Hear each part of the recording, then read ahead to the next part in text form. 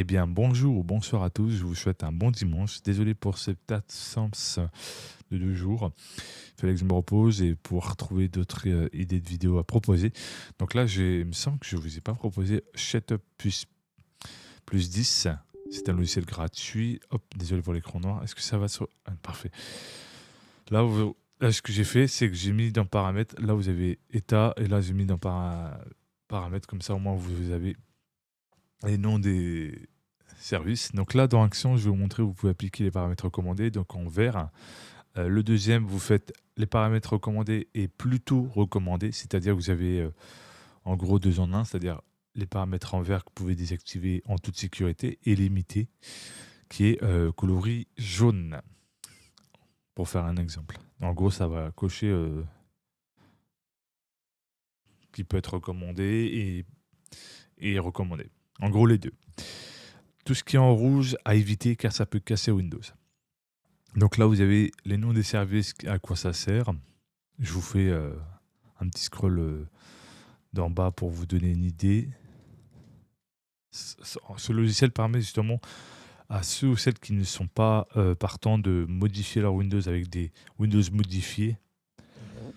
Celui-ci peut permettre être une bonne alternative. Après, il y en a d'autres qui sont en open source, c'est totalement gratuit. Sauf qu'il y en a certains sont en anglais, donc si vous n'êtes pas trop dans le côté anglais, vous êtes totalement perdu. Sachant que la langue anglaise, ça demande beaucoup de travail dessus pour avoir une bonne compréhension de ce que tel truc de service en anglais, qu'est-ce que c'est, etc. Alors qu'en français, oui, je peux comprendre pour certains, c'est plus facile à comprendre. Mais c'est vrai que l'anglais, c'est pas évident. Moi-même, je connais rien en anglais. Vraiment le strict minimum, les trucs tout cons, simples, juste pour essayer de dire bonjour, au revoir. Voilà, les trucs simples. Donc je peux que vous comprendre. Après, vous avez ordinateur local. Donc là, vous avez d'autres trucs que vous avez sur l'ordinateur local. Donc il ne faut pas avoir honte de connaître rien en anglais, je vous rassure, moi-même aussi. Hein. Puis on n'est pas là non plus pour se la péter auprès des autres, ça sert à rien de toute façon. Ceux qui se la pètent et qui seront au-dessus de tout le monde, juste parce qu'ils connaissent l'anglais au summum, ne savent pas qu'il n'y a pas que ça dans la vie.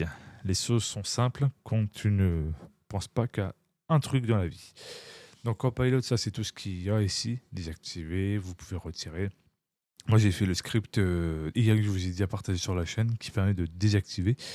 J'ai déjà fait aussi Revo OS qui est un Windows modifié qui peut être très intéressant pour ceux qui veulent pas vous prendre la tête à faire tout à la main.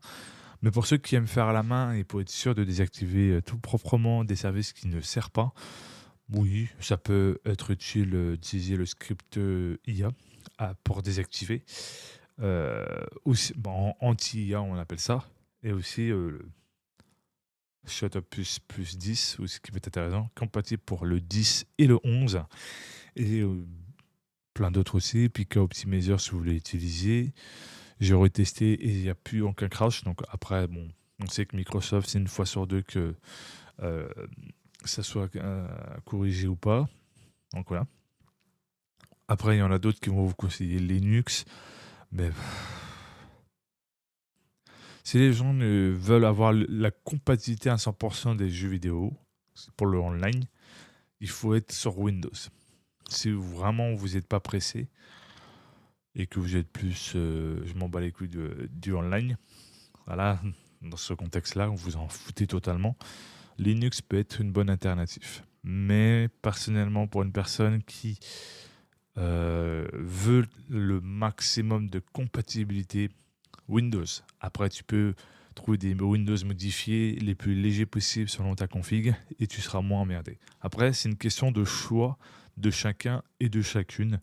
Mais s'il vous plaît, arrêtez de vous battre pour des systèmes d'exploitation. Chacun aime ce qu'il aime comme système d'exploitation. Arrêtez d'être pro 6 à ça. C'est toujours les mêmes personnes qui sont pro Xbox, pro PlayStation, pro 6. C'est juste insupportable de voir encore des débats de gamins. Chacun est libre d'aimer ce qu'il aime, du moment qu'il ne fait chier personne et qu'il ne fait pas chier son prochain.